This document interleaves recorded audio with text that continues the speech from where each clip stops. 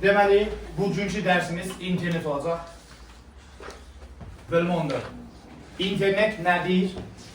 İnternet nəyə deyilir? Nə vaxt yaranır və internetə aid olan materiallar bugün öyrəniləcək. İnternet 60-70-ci illərdə Amerika Birləşmiş Ştatlarının Müdafiə Nazirliyi tərəfindən yaradılmış şəbəkə növüdür. Hərbi məqsədlər üçün istifadə olunub. Daha sonra inteqrasiya olunub, mülki məqsədlər üçün də istifadə olunur. Hal-hazırda dünyada ən geniş yayılmış bir şəbəkədir. Biz demişdik şəbəkənin növləri hansılardır? Qlobal, miqyasına görə. Qlobal, regional, lokal. İnternet məhz lokal şəbəkəyə aid olan bir şəbəkə növüdür. Bu anlayışlarla burada əvvəlcə bir qədər sizi tanış edək. Provider, kommutasiyalı bağlantı, geniş dolaylı bağlantı, dial-up, ADSL, splitter, ayrılmış xətt, page vasitə və s. Nədir provider? Buradan başlayaq. Provider sizə interneti ötürən, sizi internetlə təmin edən şirkətə deyilir. Yəni, Azərbaycanda, belə deyək, geniş şəkildə, indiyə qədər Bax Telekom var idi. Yaxın günlərdə Bax Telekom ləğv olundu, tarixə qovuşdu. İndi bundan sonra Az Telekom adı altında davam edəcək, yəni Azərbaycanda əsas provider. Təbii ki, başqa providerlər də var. Əgər mobil paket götürürsünüzsə, mobil operatorlarınızda sizin provideriniz olur. Provider nə oldu? Bəli, sizi internetlə təmin edən qurum, şirkət. Kommutasiyalı bağlantı, bağlantının internetə bağlantının növləri var. Var kommutasiyalı bağlantı, var ADSL bağlantı, var dial-up, var GPRS. Gəl bunlarla tanış olaq, görək bunlar nədir? Kommutasiyalı bağlantı indi çox az şəkildə istifadə olunar, ucqar bir regionlarda qalar. Bu bağlantı növü nədir? Deməli, providerlə müştəri arasında müqavilə imzalanır və provider tərəfindən login parol təyin olunur müştəriyə. Daha sonra həmin login parolu istifadəçi gəlib öz kompüterində, network hissəsində dial-up seçir və ora qeyd edir, internetə bağlanmış olur. Təbii ki, burada modem lazımdır ki, internetdən bağlantısı olsun, telefon xətti lazımdır ki, internetdən bağlantı olsun. Daha sonra dediyim kimi bu çox aşağı sürətlidir və 128 kilobit böl saniyə maksimum sürət 128 kilobit böl saniyə təşkil edəcək. İndi çox az istifadə olunur və yaxud da bəlkə də heç ümumiyyətlə istifadə olunmur. Geniş dolaylı bağlantı, bu broadcast adlanır. Bu bağlantıda həm səs siqnalları, həm də internet siqnalları ötürülə bilir. Asimetrik digital subscriber line deyilən bir xətt var, ADSL. İstifadəsinin qeyri-simmetrik abunəçi xətti. Bu nədir? Xəttin bir tərəfi ilə, yəni bir xəttlə, bir simlə telefon siqnalları ötürülür, digər siqnalla internet siqnalları ötürülür, digər şəbəkə kabeli ilə və həmin tezlikləri bir-birindən ayırmaq üçün də splitter adlanan qurğu var. Kiçik bir həcmli qurğudur, qutu kimi. Əlin yarısı boyda. Həmin splitter qurğusu tezlikləri ayırır və gələn siqnalları birini kompüterə, birini isə ev telefonuna ötürür. İndi bu optik internet geniş yayılandan sonra artıq bu da aktuallığını itirmək üzrədir. Maksimum sürət 7 megabit verildi. İndi demək olar ki, bu sürət, bu internet bağlantısı kəskin şəkildə azalmışdır. Splitter qurğusu haqqında danışdıq. Ayrılmış xətt var, bu da az istifadə olunur. Yəni artıq demək olar ki, müasir günümüzdə ən çox istifadə olunan hansıdır? Optik internetdir ki, bu internet bizə tezlikdən asılı olaraq yüksək sürət ötürmə imkanı verir. Məsələn, gördüyünüz bu modemdə nə var? 2.4 GHz-lik tezlik var, bir də 5 GHz-lik tezlik var. Həmin tezliyə uyğun şəkildə bizdə optik kabel olduğu üçün biz o sürəti ötürə bilir. Yəni tezliklərə uyğun olaraq ötürə bilir. 2.4 GHz-ə uyğun maksimal tezliyi varsa 40 megabit, 30-40-50 megabit maksimal. Amma 5 GHz-ə uyğun tezliyini 200-300 arası megabit saniyə internet sürəti verir. Daha sonra page vasitəsi var. Page vasitəsi haqqında keçən dəfə biraz toxunmuşduq məsələyə. Yəni dağlıq ərazilərdə infrastrukturun olmadığı ərazilərdə page vasitəsindən istifadə olunur, page rabitəsindən, məsələn Starlink pageləri və page vasitəsilə internet ötürülməsi zamanı nə lazımdır? Yerdə generator, yəni UPS, təchizatçı qurğu lazımdır, enerji təchizatçısı. Daim şəbəkə işlək vəziyyətdə qalsın, modem lazımdır və uyğun proqram təminatı lazımdır ki, pagedən siqnalları tezliklə qəbul eləsin və sizin qurğunuzu ötürsün ki, internet təmin olunsun. Kabel televiziyası şəbəkəsi, bu da aktuallığını son zamanları itirmək üzrədir. İndi yəqin ki, heç kəsin evində kabel televiziyasının interneti qoşulma yoxdur. Yəni, görsəz tanımayacaqsınız. Bu zaman televiziya gələn kabellər vasitəsilə həm də internet ötürülürdü. Orada da modem qoyurdu, ayrıcı modem və internet siqnalları kompüterə yönəldilirdi. Televiziya siqnalları televizora yönəldilirdi. Bu şəkildə. İndi bu da demək olar ki, istifadəsi məhduddur, yox dərəcəsindədir. Mobil rabitə şəbəkəsinin əli uşaqlar GPRS adlanan radio siqnallar vasitəsilə alınır. Sizin götürdüyünüz internet paketləri telefonunuz götürürsünüz. 6 MB, 6 GB, 5 GB, 10 GB. Bu zaman siz müvafiq nömrənizin məxsus olduğu operatordan GPS siqnallarını əldə edirsiniz. GPS siqnalları General Packet Radio Service deməkdir. Yəni, ümumi təyinatlı radio siqnallar paketi. Bu paketlə alırsınız, 6 GB paket alırsınız və onu istifadə edirsiniz. Bu şəkildə. İnternetə bağlanma üsulları haqqında qısa olaraq məlumat verdik. Ətraflı özünüz də araşdıra bilərsiniz. Yəni, durub saatlarla danışmaq olar, amma ehtiyac yoxdur. Hansı üsul sizə daha çox maraqlı olarsa, internetdə kifayət qədər bu haqda məlumat var. Tövsiyə edirəm ki, hansı üsul maraqlıdır, biraz daha geniş araşdırasınız. Biraz çevir onu. Burada saxla, biraz yuxarı ver. Deməli, burada müxtəlif qoşulmuş, ayrılmış xətt, daylaq, ADSL, kabel televiziyası, page, radio kanal və bu kimi qoşulma üsulları qeyd olunmuşdur. Qeyd edeyim ki, kommutasiya ilə bağlantı ilə daylaq adlanır, eyni anlayışdır. Yuxarı ver bir qədər. Ver, yuxarı. Yavaş biz bunu görək. Aha, ötür.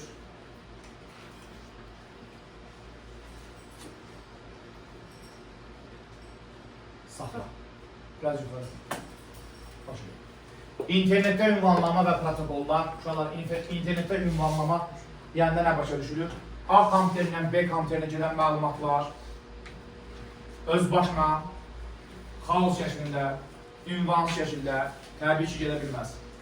O zaman biz A kompüterindən B kompüterinə məlumat ötürərdik, amma onun gedib çatılması böyük bir şübhə altında olardı və yaxud da böyük ehtimalla çatmazdı bu qədər kompüter içərisində. Burada bir mütləq ki, nə var? Ünvanlama var, dəqiqlik var.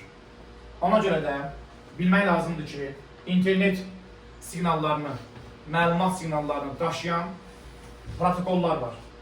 Və bu protokol, baza protokol olaraq TCP/IP protokol adlanır. TCP sözünün mənası Transmission Control Protocol. Yəni, daşımanı həyata keçirən protokoldur. IP sözünün mənası internet protokoldur. İnternet protokol isə ünvanlamanı yerinə yetirir. Yəni, Transmission Protokol, TCP daşıyır, IP ünvanlayır. Sanki kuryer iki nəfərdirlər, biri yükü daşıyır, digəri isə ünvan var. Bu şəkildə. Baza protokol olaraq TCP/IP protokol adlanacaq və protokol ümumiyyətlə nədir? Protokol anlayışını bir daha toxunaq. Protokol şəbəkədə kompüterlərin ünsiyyət dilidir, bir-birini anlaması dilidir. Protokollar hansılardır? Toxunmuşdur bəzilərinə. HTTP, Hypertext Transfer Protokol. Nə deməkdir Hypertext Transfer Protokol? Yəni, hipermətnlərin ötürmə protokolu. A kompüterindən daxil oluruq kiminsə digər kompüterinə, məsələn, sayta daxil oluruq. Tutaq ki, hər hansı Təhsil Nazirliyinin saytına daxil oluruq. Bu deməkdir ki, Təhsil Nazirliyinin serverlərindən deməli biz serverlərinə daxil oluruq, onların fail sistemlərinə daxil oluruq. Yəni, ümumiyyətlə, hansısa internetdəki web səhifəyə daxil olursa, bu kiminsə kompüterinə daxil olmaq anlamına verir. Çünki həmin web sayt, həmin fail hansısa bir kompüterdədir. super kompüterdədir, yoxsa fərdi kompüterdədir, yoxsa mainframe-dədir, fərqi yoxdur. Amma hər hansı bir kompüterdədir. Ona görə də biz internetə daxil ola biliriksə, bunun səbəbkarı olan protokol HTTP protokoludur. Ona görə də fikir verirsinizcə, saytların hamısının əvvəlində HTTP sözü yazılır. Bunun bir dənə versiyası var, HTTPS Security sözünün baş hərfidir. Bu, bəzi saytlarda informasiya mübadiləsini, informasiya axınını daha təhlükəsiz şəkildə qoruması anlamına gəlir. FTP, File Transfer Protokol. Bu protokol faylların ötürülmə protokoludur. Biz internetdən fayl yükləyəndə və internetə fayl upload edəndə, download edəndə bu protokolun sayəsində bu proses baş tutur. Hər bir proses kompüterdə, rəqəmsal dünyada hər bir çıxıltının mausun sol düyməsinin vurulması, hər bir sağ düymənin vurulması, hər bir detalın təyin olunması və yaxud da web səhifədə hər hansı bir klik eləməyimiz, hər bir şey müəyyən bir siqnal yaradır, dəyər yaradır. Yəni, bunlar heç biri öz başına deyil. Yəni, biz internetdən fayl yüklüyümsə rahat-rahat. Əslində, iş bu qədər rahat deyil. Yəni, arxada kifayət qədər mürəkkəb proseslər gedir, siqnallar ötürülür. Amma yüksək sürətlə, yüksək tezliklə biz onları hiss eləmirik. FTP nə oldu? Faillərin ötürülmə protokolu, file transfer protokolu. DNS, Domain Name System. Bu DNS nədir? Bu domen adları sistemidir, domen adları serveridir. Adətən biz web səhifələrin adlarını təyinatına uyğun şəkildə görürük. Məsələn, Dövlət İmtahan Mərkəzi 3w.dim.gov.az və yaxud da Təhsil Nazirliyinin saytına baxın, edu.gov.az və yaxud da digər saytlara baxın. Saytın adı ilə təyinatı bir-birinə uyğun gəlir. Görəsən, bunu belə seçmək nə dərəcədə doğrudur? Məgər kompüter hardan bilir ki, bu Dövlət İmtahan Mərkəzi nə deməkdir? Kompüter hardan başa düşür ki, Təhsil Nazirliyi nə deməkdir, getsin, həmin sayta girsin? Deməli, burada məsələ nədir? Kompüter, iki kompüter, heç biri, nə mənim kompüter, nə daxil olduğum saytın oturduğu kompüter, heç biri nə Təhsil Nazirliyini tanıya bilməz, nə digər qurumu tanıya bilməz. Sadəcə olaraq onların arxasında gizlənən ikilik kodları tanıyır. 192, 168, 13, belə bir IP var. Yəni, məsələ nədir?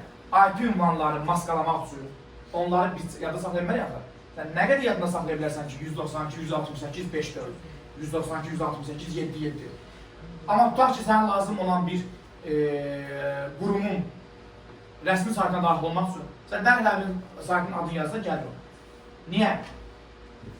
Məsələ də ondan ibarətdir ki, ikilik kodları biz yadımıza saxlaya bilməliyik çox formada. Yəni, Dövlət İmtahan Mərkəzinin kodu, Təhsil Nazirliyi, Bakı məktəbləri, nə bilim, o sayt, bu sayt, nə oldu? Hamısı ikilik kodlardan ibarətdir. 8-lik kodlardan, 8 dənə nə daşıyır? Oktet deyirlərdi ona. 4 dənə. Nə? Hələ 8 bitdən olan 4 dənə ayrılmış ədədlər. Birazdan ona toxunacaq. IP-nin incələyəcəyik. Yəni, biz bunları yadda saxlaya bilməliyik. Ona görə də domen adları sistemi IP ünvanları bizim üçün asanlaşdırmaq üçün və URL anlayışı, Uniform Resource Locator, resursun vahid ünvanı deməkdir. Şöyle sizin internetten yüklədiyiniz hər bir faylın vahid bir ünvanı var. O ünvanı yazmaqla ancaq bir yere gidip çıxma olar, başqa yere gidip çıxma olmaz. Elə bilin ki, mən bu dəqiqə Bursayam. Olduğum şəhər, olduğum rayon, olduğum qəsəbə, olduğum küçə və olduğum bina, olduğum otaq. Bu mənim üçün yeganədir, unikaldır. Mən eyni zamanda orada deyiləm. Eyni zamanda başqa qəsəbədə deyiləm. Başqa şəhərdə deyiləm. Buradayım. Mənim ünvanım, hal-hazırki ünvanım unikaldır. Ona görə də bizim link dediyimiz ünvanlar adlanacaq URL, Uniform Resource Locator, yəni resursun vahid ünvanı. Hər bir linkdə bir fayl var. Deyəcəksiniz ki, bəlkə qovluqda 5 dənə fayl var. Qovluqda 5 dənə fayl olanda, qovluğa qədər ki, yollar eyni olacaq. Amma qovluqdan sonraki o axırıncı adda dəyişdirir. Yenə də ünvan fərqli olacaq. Hər bir resursun ünvanı. Orada sınavlarıma götürülərsiniz. Hər bir resursun ünvanı tam fərqli olur. Unikal olur. Yeganə olur. Ona görə də bu Uniform Resource Locator adlanır. Vahid. 3W. Bu sizə tanışdır. Bu bir internet xidməti idi. World Wide Web. Dünya hörümçək toru. İnternetə daxil olmaq xidməti adlanır. Web səhifə. Biz bunu HTML dərsində özümüz sadə bir web səhifə yığmışdıq, yadınızdadır. Web səhifə, web saytın bir hissəsidir. Necə ki, vərəq kitabın bir hissəsidir. Web səhifədə web saytın bir hissəsidir. Bir web saytınız 50 web səhifədən ibarət ola bilər, 5 web səhifədən ibarət ola bilər, 100 web səhifədən ibarət ola bilər. Telekonferans. Uşaqlar, biz internet xidmətlərdən danışanda bəzilərini təkrar üçün sayaq, internet xidmətləri olaraq e-mail, elektron post, məktublaşma xidmətidir. İRC yazılır, IRC. Bu nədir? Bu mətn siqnallarının göndərməsidir. Yazışma, IP phone, səs siqnallarının göndərməsidir. Telekonferans, görüntü siqnallarının, həm görüntü, həm səs siqnallarının qarşı tərəfə ötürməsidir. Yəni, telekonferans nə xidməti oldu? Görüntülü və səsli iclas, konferans, meeting. Telnet bir konferi uzaqdan digər konferi vasitəsilə idarə etmək. Buna nümunə ola bilər, deyə bilərik ki, məsələn, TeamViewer proqramı ilə daxil olduq, A kompüterini uzaqdan idarə edirik. Bu kompüterdə hər hansı bir nasazlıq var, proqram təminatı işləmək lazımdır. Adam rayondadır, mən başındayam. Buradan daxil olan login parolla, o da yükləyir, mən də yükləyirəm. Daxil olan orada onun kompüterini tam şəkildə ekranı görürəm. Hətta formatına qədər edə bilərəm. Hər şey eləmək mümkündür. İRC dedim, bu mətin siqnallarının göndərməsidir. Blok anlayışı isə son vaxtda biraz daha populyardır bu anlayış. Blok. Nə deməkdir blok? Blok anlayışının bir qədər qısa tarixçəsi də var. Bir İngilis səyyah öz web qeydlərini aparır. O zaman vblog yazır. Vblog. Daha doğrusu weblog. Yəni qeyd dəftəri, internetdə qeyd dəftəri, online qeyd dəftəri, belə deyilir. Daha sonra bir dəfə səhv düşər və vblog yazar. V əvəzli olduğu üçün blogu da fail eləməyə çalışar. Deyər ki, biz bloglaşırıq. Yəni, qeydiyyat aparırıq. Mətn öz üçün qeydlər aparırıq, not aparırıq. Daha sonra blog sözü failə çevrilir və bloglaşmaq və blogger faildən isim düzəldən şəkillər vasitəsilə blogger adında anlayış meydana gəlir. Nəticə olaraq indi siz blog anlayışına, biraz blogger anlayışına daha çox tanışsınız. Blogun əsas xüsusiyyəti ondan ibarətdir ki, web səhifədə olan yeni məlumatlar üstə görsənir. Köhnə məlumatlar aşağıda qalır, görsənmir. Hər gələn yeni məlumat yuxarıda görsənəcək. Blogun əsas xüsusiyyəti budur. Web forumlar, forum bilirsiniz ki, iclas, meeting formasında olan bir şeydir. Və web forumlar, web səhifələrdə olan forumlardır. Bunlar bir qədər sosial şəbəkələrin meydana çıxması ilə bağlı aktuallığını itirmişdir. İndi sosial şəbəkələrdə bütün bu deməli, komment bölməsində müzakirə aparılır və yaxud da çatlar, qruplar kifayət qədər var. Ona görə də sosial şəbəkələr, web forumları bir qədər üstəliyirlər. Hipermətin anlayışı bizə tanışdır. Hipermətin təqlər vasitəsilə yığılmış mətin, formatlanmış mətinlər. Daha sonra hiperistinaq da nədir uşaqlar?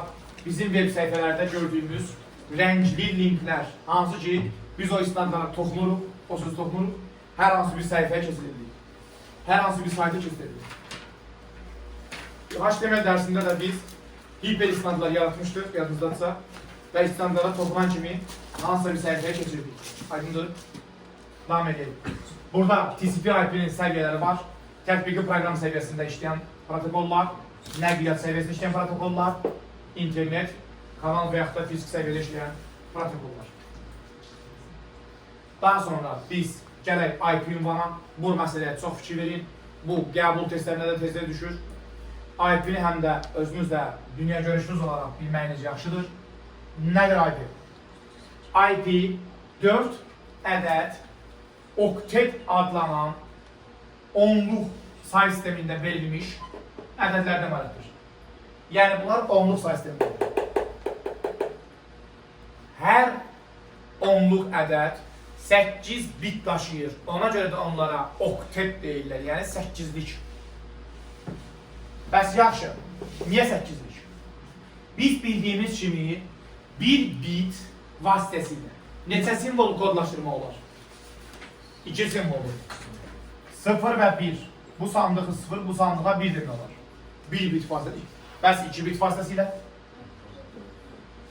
Yadımızdadır bunlar. Artıq 4 əşyanı kodlaşdırma olar. 3 bit vasitəsilə, 4 bit vasitəsilə, 5 bit, 6 bit, 7 bit, 8 bit. Bu IP kodlar yaradılan zaman qərara gəlinib ki, 8 bit kifayət edəcək. Yəni, internetə başlayan kompüterlərə hər birinə müxtəlif kod verməyə. Məsələn, biləyin ki, 8 bit. Birinci kompüterin kodu 3, 4, 5, 6, 7, 8. Bu birinci kompüterin kodudur. İkinci kompüterin kodu və düşünün ki, bu ən axırda 1-1-1 hamısı 1-1 olur. Görəsən, bu neçə kompüterə bəs edir?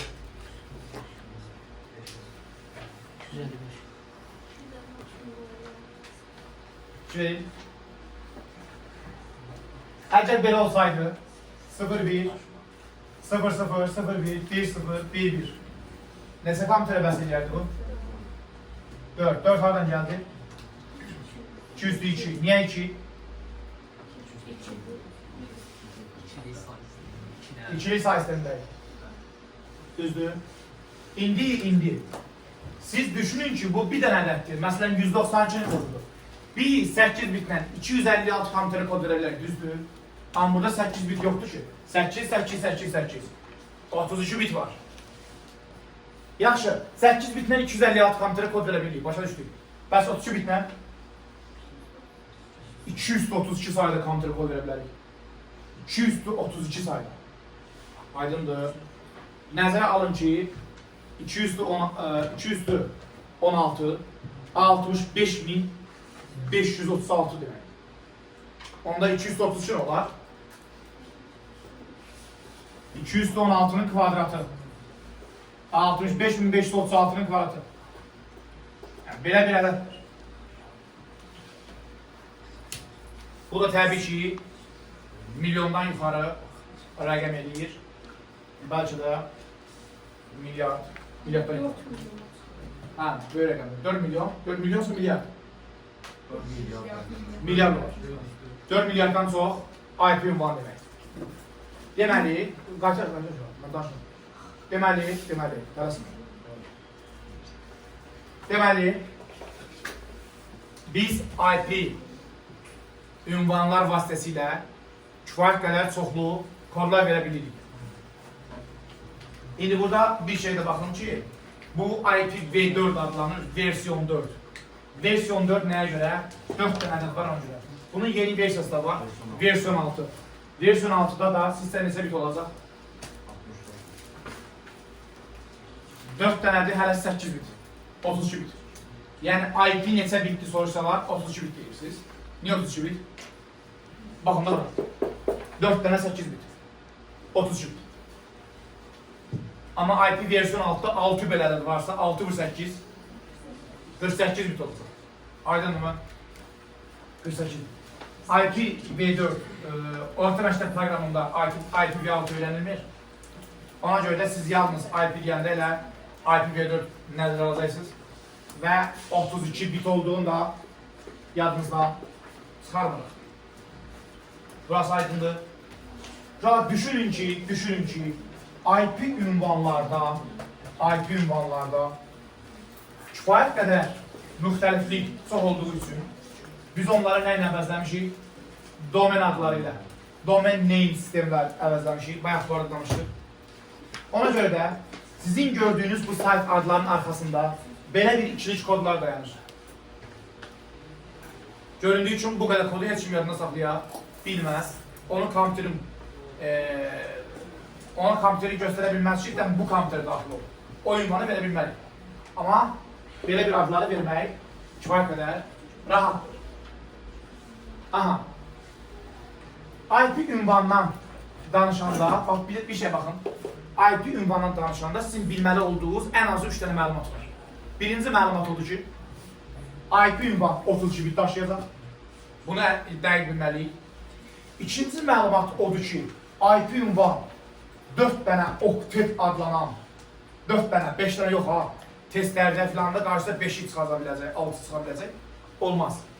Yalnız sizdən 4 dənə ədəddən ibarətdir. Üçüncü məlumat odur ki, IP ünvanlarda olan bu oktetlər maksimum 255 ola bilər. Maksimum 255 ola bilər. Ki verin, heç biri 255'i aşa bilməz. Sıfırla başlaya bilməz. Ən azı 1 ilə başlamalıdır. Və oktetlərin heç biri 255'i aşa bilməz. Aşarsa test səhvdir, sual səhvdir. Yəni bunu nəzərə alacaqsınız. Bəs niyə 255 aşa bilməz? Çünki 8 bitlə maksimum sən neçə simvol kodlaşa bilərsən? 256 simvol. Və ilk simvol hardan başlayır? Sıfırdan başlayır. Və son simvol harada bitəcək? 255'də bitəcək. Ona görə də IP ünvan neynimir? Neynəmir? 255'dən yuxarı oktet 255'dən yuxarı ola bilmir. Biraz yuxarı çevirərik. Biz domen adları görürük, müxtəlif domen adları .az, .com, .tr bu şəkildə domen adları görürük. Bunların da bir mənaları var. Məsələn, .gov, government sözünə götürülür. Dövlət təşkilatları üçün nəzərdə tutulmuş domendir. .az, milli domen adlanır, Azərbaycan olduğunu. .tr, Türkiyə, .ru, Rusiya, .us, Amerika Birləşmiş Ştatları və s. Milli domenlər var, az, tr, kommersiya domenləri var, .com, ən çox onu görürsünüz, .com, kommersiyadır, gəlib məqsədindən yaradılmış saytlar daha çox. Gov, hökumət, edu, təhsil, mil, hərbi, belə, yəni bu kimi nələr var? Domenlər var. Bəs yaxşı, domenlərin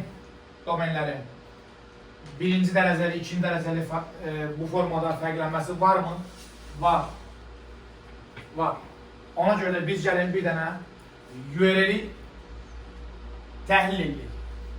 Belə bir URL qarşınızda https 3w ingov as news index php. Nədir burada hoşumuz? Ünvanın birinci hissəsi, ünvan 2 hissədən ibarətdir. Birinci hissə resursun identifikatordur. İkinci yerləşdiyi yer. Birinci hissəsi HTTP protokoludur. Yəni bu deməkdir ki, bu resurs qlobaldadır, internetdədir. Əgər HTTP olmasa, bu deməkdir ki, bu fayl sənin kompüterindədir, lokaldadır. HTTP varsa, deməli bu sənin kompüterində deyil, bu hardadır? Tamamilə başqa bir kompüterdir. Bəlkə də Amerikadadır, bəlkə də Almanyadadır. Bəlkə də bizim ölkədədir, fərqi yoxdur. Amma sənin kompüterində deyil.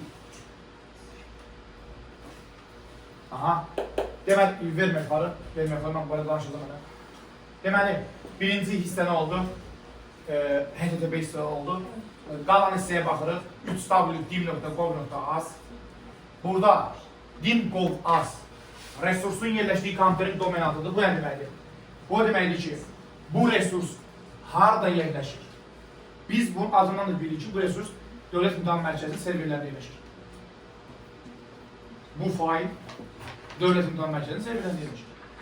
Və yaxud da biz hər hansı bir digər ölkənin saytına daxil olsaq, oradakı bax bu hissə, 3W-dan bura qədər olan hissə, o haradasa, deməli, həmin ölkəyə məxsusdur. .com ola bilər, siz onun ölkəsini tutmaya bilərsiniz, fərqi yoxdur. Yəni, domen adı odur. Domen olur. Və burada domenlərin bölgüsü var. Fikir vereyim. Az, gov, dim. Bunların hər üçü domendir. Yaşar, neçəsi domendir? Hər üçü domendir. Amma ən sağdakı domen üst səviyyəli domen olur. Birinci səviyyəli domen, ikinci səviyyəli domen, üçüncü səviyyəli domen. Sağdan sola doğru səviyyələr azalır domenlərdən. Okey mi? Bəs news nədir burada? Qovluq. Dropların arasında olan sözlər qovluğun adlarını göstərir. Bu saytda news adında qovluq var və həmin qovluğun indeks növündə PHP şəklində nəyi var? Faylı var. Təsəvvür edin ki, biz HTML-də bir web səhifə yığmışdıq ha. Adını məsələn nə qoymuşduq? Sizin qrupun adını qoymuşduq, daşı, düzdür. Və həmin qrupun adı burada olur. Nokta HTML. Aydındır. Buradan o tərəfəsi, onun yerləşdiyi qovluq, onun yerləşdiyi fayl, kompüter və internetdə olub-olmadıdır. Yəni, qlobalda olub-olmadıdır. Yəni, bizim hazırladığımız o ad qoyduğumuz fayl, title bölməsinə ad qoymuşdur. Failin adı qoymuşdur. Və həmin səhifənin adı burada görsənəcək. Bu şəkildə. Aydındır mı? IPv4 bu qədərdir və 4 milyard 294 milyon 967 min 296 qədər kompüterə nə verə bilərik? IP verə bilərik. Bir qeyd. Tutaq ki, sən bu gün saat 9-da qoşulmuşsan internetə. Sənin IP ünvanı olur 192, 168, 5. Sən kompüter internetdən çıxırsan, bir də saat 11-ə qoşulursan. Artıq sənin IP ünvanı dəyişir. O 192, 168, 600.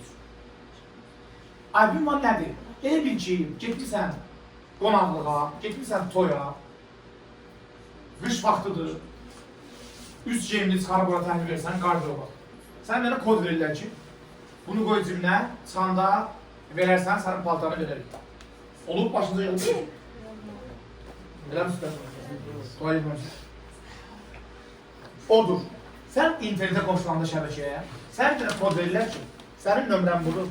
Sən nə qədər ki internetdə dolaşırsan, bu nömrə altına çıxış edəcəksin. İnternetdə çıxanda onu bizə qaytarır. Və yenidən internetə qoşulanda, sana yeni bir nömrə verirsiniz. Artıq o nömrə tutulur, kimsə orada daxil olur. Aydındır, bu şəkildə IP ünvanlar dəyişə bilir. Bəs IP ünvanın bir kompüterdən 2 eləmək olarmı? Suallar gəlir falan. Bir elektrik, daha doğrusu bir Ethernet adaptörünə, yəni bir video, bir nə kartına, şəbəkə kartına bir IP ünvan mənimsədilir. 2 IP ünvanı olması istəyir, yəni orada 2 şəbəkə kartına. Okey? Bu şəkildə. Keçdik, internet xidmətləri. İnternet xidmətlərinin bayaq artıq şifayə sadaladır. 3W yox, nə xidmətdir bu? 3W nə xidmətidir? İnternetə daxil olmaq xidməti. Elektron post, məktublaşmaq xidməti. Telekonferans, görüntü və səs siqnalları. Telnet, kompüteri uzaqdan idarə etmə xidməti. FTP, fayl transfer protokolu, faylları ötürmək xidməti. İRC, mətn siqnallarının göndərilməsi, IP-phone, səs siqnallarının göndərilməsi. Bunlar internet xidmətləridir. Okey mi? Biraz da yavaş aşağı. Burada. Bunları bayaq izah eləmişik artıq. Fayl transfer protokolu faylların ötürülməsi üçündür. HTTP internetə daxil olması üçündür. Yəni, hipermətnlərin ötürülmək protokoludur. Və aşağı. Telekonferans, Usenet xidmətdə adlanır. Görüntülü danışıqlar və səs siqnallarının ötürülməsi və aşağı. IP-phone səs siqnalları, bunu da vermişik, blogda izah eləmişik. Web forum izah eləmişik, sosial şəbəkələr izah ehtiyac yoxdur, yaxşı bilirsiniz. Gəldik axtarış sistemlərinə. Axtarış sistemi desəm, ilk ağınıza gələn nə olacaq? Google. Google Chrome yoxsa Google? Google Chrome nədir? O browser. O, internetə daxil olmaq proqramıdır. Necə ki, hesablamaq üçün biz Excel'ə daxil oluruq, mətin yazmaq üçün Word-ə daxil oluruq. İnternetə də daxil olmaq üçün biz browser proqramına daxil oluruq. Google Chrome, Opera Mini, Microsoft Edge. Aydındır mı? Yəni, axtarış sistemi olaraq biz Google tanıyırıq, Rambler, Yahoo, Alta Vista var, belə axtarış sistemləri çox. Ən məşhuru Google-dur. Niyə məşhurdur Google? Çünki Google-da relevantlıq faizi işləyir. Relevantlıq faizi nədir? Əgər sənin axtardığın məlumatlar tapdığın məlumatlarla uyğunluq təşkil edirsə, bu relevantlıq, yəni uyğunluq. Relevantlıq faizi nə qədər yüksək olursa, bu o deməkdir ki, axtarış sistemi o qədər doğru işləyir, o qədər yaxşı işləyir. Google-un axtarış sistemində relevantlıq faizi yüksək, digərlərin tərəfindən yüksək. Amma bu o demək deyil ki, Google-da tapılmırsa, heç yerdə tapılmır. Bu o demək deyil. Ola bilər ki, Google-da tapa bilmədiyin bir şeyi Yahoo-da taparsan, Ramner'də taparsan, digərlərində taparsan. Bəs axtarış sistemi neçə ilə bölünür? 3 ilə bölünür. Proqram, örümçək, spider, bir də indeksləyici. Proqram əsasdadır. Verilənlər bazasında milyonlarla yazın arasında axtarış aparır. Örümçək və yaxud da crawler bu açıq sözlərə görə internetdə axtarış aparır. İndeksləyici isə web səhifəni tapan kimi onu, örümçək web səhifəni tapan kimi onu indeksləyici təqdim edir ki, indeksləyici də məlumatları ekrana çıxardır. Məsələn, tutaq ki, sən axtarış aparmışsan, informatika qəbul sualları. Google-da belə bir yazmışsan ki, görüb indiyə qədər informatika qəbula nə düşür suallar? Hansı belə düşür? Bu zaman informatika, qəbul, suallar sözü bütün web səhifələrdə sorğulanır. Həmin sözlər indekslənir. Yəni, o sözlər axtarılır. O sözlərin üçünün bir yerdə olduğu, yəni sənin məlumatın uyğunluğu gözlərində, üçünün bir yerdə olduğu sözlər daha ön səhifələrdə sənin qabağına çıxacaq. Daha sonrası yavaş-yavaş, heç olmasa bir sözün olduğu səhifələr göstərəcək. Amma elə səhifələr göstərəcək ki, ən azı orada axtarış sözlərindən biri var. Burada ver atarsın. Bu siyahıya diqqət edək. İndeksləmə hörümçək soxulcan barədə danışdıq. İndi relevantlıq barədə danışdıq. Biz internetdə axtarış eləmək üçün bir neçə üsula başvuracağıq. Bunlardan biri açar sözlərdir, keywordsdir. Məsələn, tutaq ki, biz informatikadan qəbul sualları axtarırsa, YouTube-da axtarır məsələn. Hansı sözləri yazarsınız ki, o suallar çıxsın? Maksimum tez çıxsın, maksimum dəqiq çıxsın. Yazarsınız information, access, questions. Belə bir şey yazarsınız. Yazsınız tamamilə o qədər lazım olan məlumatlar yazsınız. Information sözü Azərbaycandan yazar ki, beynəlxalq sözüdür bu. İngilis dilinin sözüdür. Bunun aid o qədər məlumatlar çıxar ki, o qədər saytlar çıxar ki, heç birisi lazım deyil. Otur biri informatika nəsə danışırsa, hansısa bir şəbəkədə danışırsa. Sana lazım deyil. Ona görə Azərbaycan dilində yazılmalısan, informatikadan, qəbul sualları, 2023, 2024, model testlər, test nümunələri, belə yazsan daha tez mətn çıxarsın. Açar sözlər. Və yaxud da adi ChatGPT, süni intellektdə müəyyən bir tapşırıq verirsən, o səni səhv başa düşə bilər. Məsələn, deyirsən ki, mənə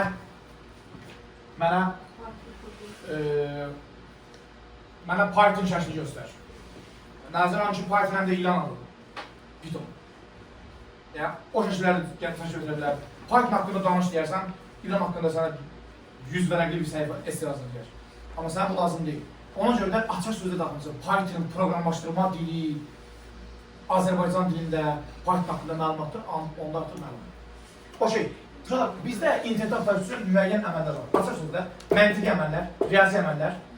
Məntiqi əməllər nədir? Ən doğru not. Sən yazdığın sözlərin arasında nə qədər or yazsan, o qədər çox sayt qabağına çıxacaq. Nə qədər ənd yazsan, o qədər az sayt qabağına çıxacaq. Niyə? Çünki or iki çoxluğun birləşməsidir. Or yazanda sənin qarşına elə saytlar çıxır ki, orada heç olmasa sözlərdən biri olsun. Məsələn, yazmışsan informatika, qəbul sualları. Elə sayt qabağına çıxacaq ki, orada informatika sözü yoxdur, qəbul da yoxdur, sualları sözü var. Tarixdə ən çox var, filan. Amma sən orada ənd yazsan, elə saytlar qarşına çıxacaq ki, orada mütləq hər bir söz var, kəsişmədir, ortaq. Aydındır. Ona görə də əgər biz məqsədə daha tez çatmaq istəyiriksə, bu and or məsələsinə fikir vermək. Və yaxud da sən bilirsən ki, mən Python sözünü yazsam, mənim qarşıma ilan haqqında olan məlumatlar da çıxa bilər. O zaman yaz not ilan, not snake. Bu zaman həmin saytlar filtrlənəcək, süzüləcək. Ola sən qabağına çıxacaq. Yəni, notdan da bu cür istifadə edə bilərsən. Okey mi? Riyazi əmrlər. Bunları əvəz edə bilərsiniz, plus, minus. Hansı sözün mütləq çıxmağını istəyirsənsə, plus. Hansı sözün çıxmağını istəmirsənsə, qarşısına minus qoyacaqsan. Bu kimi əməllərdən də istifadə etmək olur. Elektron post isə məlumdur. Elektron post serverlər formasında yazılır. Öz elektron postumu yazıram.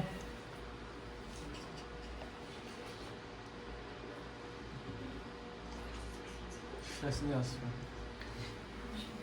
Şifrəni daxil olmayacaq.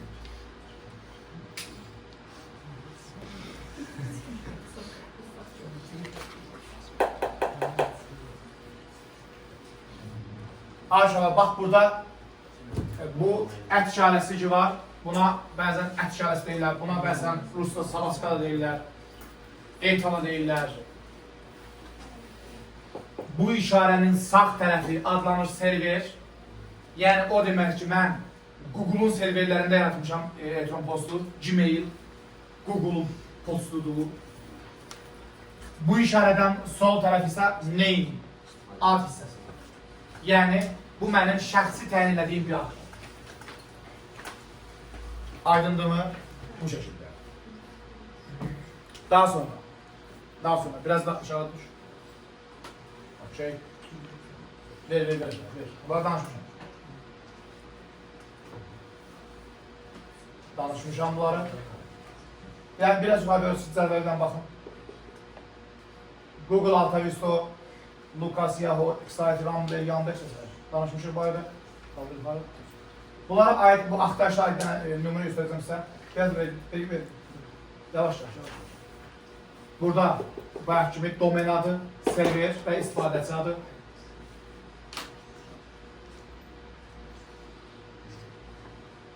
Bir dəqiqə saxla burada. Bir suala baxaq. Yuxarı ver. Biraz yuxarı, yavaş ver. Üçüncü suala baxaq. Biraz da. Hansı düzülüş IP ünvan ola bilər? Bu suallar kifayət qədər populyardır. Qarşınıza hər an çıxa bilədir sual. Gəlin baxın. A variantını yoxlayıram. Hələ ki sizlərə bu sualın tanış deyilsiniz. A variantını yoxlayıram. T nədir uşaqlar? 24. X. Bax, 3, 2, 3, 5 olduğu kimi yapışdırırsınız. 3, 235. Aralı yazmırsınız, yapışdırırsınız. Y. Nöqtə 19. Z. 8, 21. T, 24. X, 3.235. Y, nöqtə 19. Və Z, 8.21. Uşaqlar, bir sayına fikir verəcəksiniz, sayına. Sayısı nədir? Neçə olmalıdır? 4 olmalıdır. 4'də nədir? İkinci fikir verəcəksiniz ki, maksimum 255 olsun. Ödəyir? Ödəyir. Üçüncü fikir verəcəksiniz ki, sıfırdan başlamasın. Ödəyir? Və dördüncüdə fikir verəcəksiniz ki, hərf filan, ancaq onlu say sistemi rəqəmdən ibarət ola bilər. F, C, 16 say sistemi əlifbası ola bilməz. Aydındır. Bu kimi testlərdən tanış olacaqsınız. Aşır.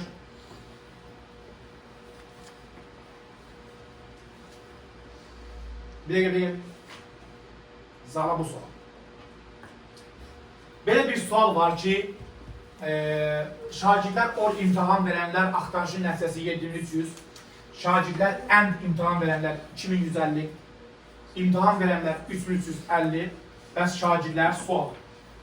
Bu sualın həllini həm riyaziyyatdan bildiyimiz iki çoxluğun üstünü yazma olar, həm də Eylel-Venn diaqramlarını yazma olar.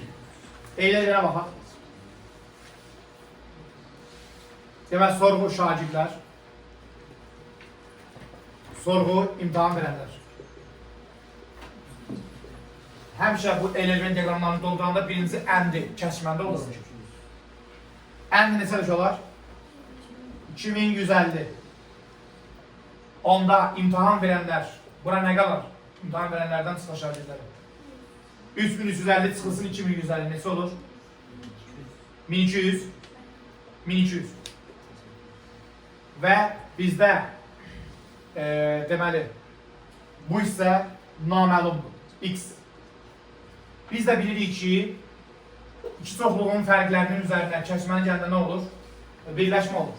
Yəni bunların üçünün cəmi nəyə bərabərdir? Ora. Birləşməyə. O zaman x də bərabərdir.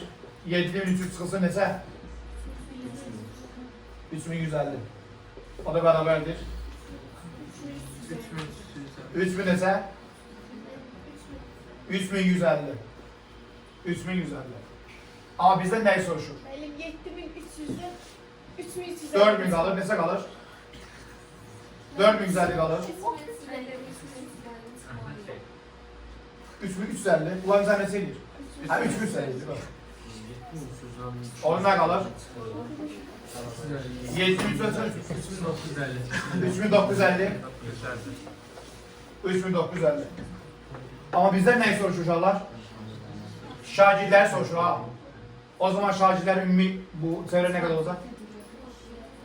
3950 plus neçə? 2150. 6100. Uşaqlar, bu sualı eylirvenlə göründüyü kimi bir qədər uzun alındı. Amma biz yazsaydıq ki, NA birləşdi B bərabər NA plus MB çıxılsın kəsişmə düsturu. Xatırlayırsınız da bunu hər kəs. Burada birləşmə ordu 7300. MA olsun şagirdlər X. MB imtahan verənlər 350. Çıx kəsişmə M 2150. Yəni buradan sonra artıqla bunu neyləmək olar?